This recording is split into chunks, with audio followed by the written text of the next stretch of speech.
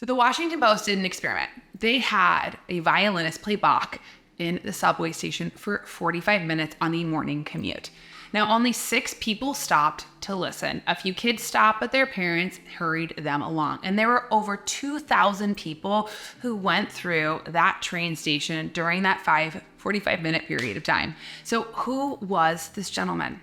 His name is Joshua Bell, and he is a world-renowned violinist, considered one of the best composers, the best musicians on planet Earth. And so if we recognize and take a moment to say that if we don't stop and notice the best music that is happening right in front of us, it's happening on our morning commute, how many other things, beautiful, incredible things, are we failing to notice? Now, when we talk about intuition, my favorite definition is the art of being present. It's to pay attention. And we get so busy in our lives, in our to-do lists, and being hurried and overthinking and overwhelmed and over-obsessing and all of it, that it completely disconnects us not only from the present moment, but from our physical body, where our spirit lives, where we feel, where we take in these senses, where we notice the beauty, the music, the mundane. And if we look at any mystical practice around the world throughout time, what they say again and again and again to find happiness, to find peace, to find connection, to find God, the universe, whatever it is through these practices that embody our energy, through music, through nature, through dance, through feeling, through being here.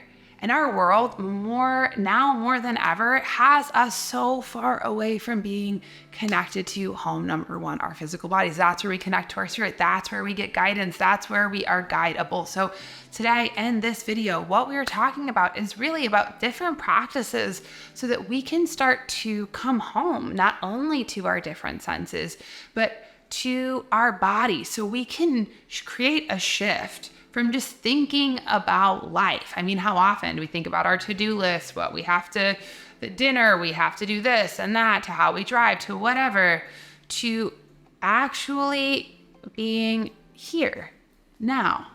That those are actually all just distractions. And if we can have these little itty bitty practices, that's where we can start to return not only to the wisdom of our spirit, but start to connect to our guides, to the angels, to the divine, to all of these different places. And it's natural. That's the best part. We forget that your body belongs to nature. Like, we belong to these bigger systems. It's our minds that get so hooked on to trying to figure out what's wrong, something that we inherently have called the negativity bias. The negativity bias is something that we were born with. And way back in the day when there were saber-toothed tigers and real danger that could kill us, that part was activated to constantly scan what's around us to make sure that we are safe. Now, nowadays, we don't have saber-toothed tigers. Usually the saber-toothed tiger that is rolling us around is from here to here. And that's where we forget. So if we can start to even just notice and pay attention, notice that negativity bias, notice that anxiety that shows up, and see, that's my little ego intellect, that's my barking dog, that's my lizard brain, and that it's actually an invitation to curiosity, to compassion, to often what we're not feeling, what we don't want to feel in this place, not through here. That's an invitation to come back home, to connect to the support of your spirit and your guide. So, first, hi, I'm Sonia. I'm a fourth generation intuitive. If you're new to my channel, welcome. And we are really talking about the art of not only intuition, but the real simple part of that of paying attention. And paying attention to our bodies, paying attention to how things feel, paying attention to what moves us, to what guides us, and those doorways of how we can connect to our higher selves. So first, we have to remember, first and foremost, you are spirit. You belong. You are not your body, but your spirit lives in your body. And all of that input that comes in that gives you information. My favorite definition, like I said, of intuition is to pay attention. Notice, pause, notice. Like in that train station, everybody was rushing around to get to one place to another, that they probably tuned out this incredible violin, this incredible, beautiful piece of music. So throughout your day, there can be a very simple practice of a pause. Am I in a lot of thinking? Am I in busy? Am I in judgment? Am I in overwhelm? Super simple. We can even just take a breath. Use your awareness to start to go inward. My favorite tool that I teach my clients all the time: rub your hands together, pull them apart. Feel the dance of energy between your hands. We can feel it. Gently close your eyes and just hand on your heart, hand on your belly, and just bring and shift that awareness inwards and just let your breathing return to normal.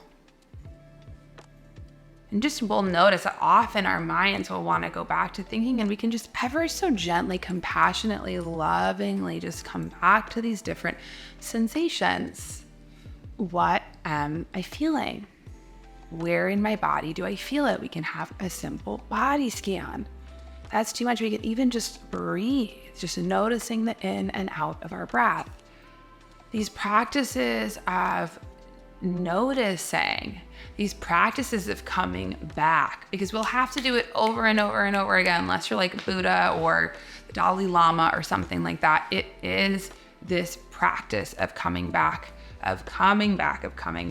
to our bodies, of replanting ourselves, our physicality back into home number one, planet Earth, in home number one, our divine self, our connected, beautiful, mystical, creative selves that are completely natural. Because our bodies do know. They know how to experience joy. They know how to experience grief. They know what is good and true. We don't need to teach them. It's like you think about having people who have a baby. Your body knows how to build that. We have a whole automatic nervous system that controls our breathing and our heart rate and all these different things. So if we can remember that our bodies have wisdom, and that a lot of times with just thinking we need to get out of our own way by just practicing the pause, is there we can connect to our spirit, there we can connect to our guides, there we can connect to our intuition.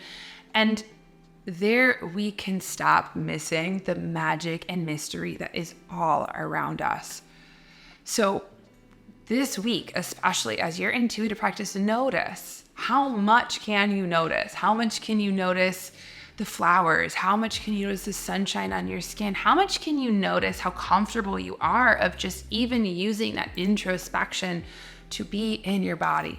Notice while you're sitting, can you feel the energy in your hands? Can you feel the weight of your body in your chair? Can we just be curious? This practice of just noticing will interrupt that ego intellect that gets like a little rotisserie chicken on a spit. And then we have choice. Sometimes we'll go back, but then we have choice, and choice is power. And if you're really feeling like stuck in an obsessive thought, and just even say, ask your spirit, what am I avoiding feeling? What is this trying to tell me? What is my ego intellect trying to protect me around? The practice of recognizing is your superpower of decision that helps to create new patterns and new ways of being. So, as I said, this week, the biggest, most simplest intuitive practice, which is a huge practice, notice.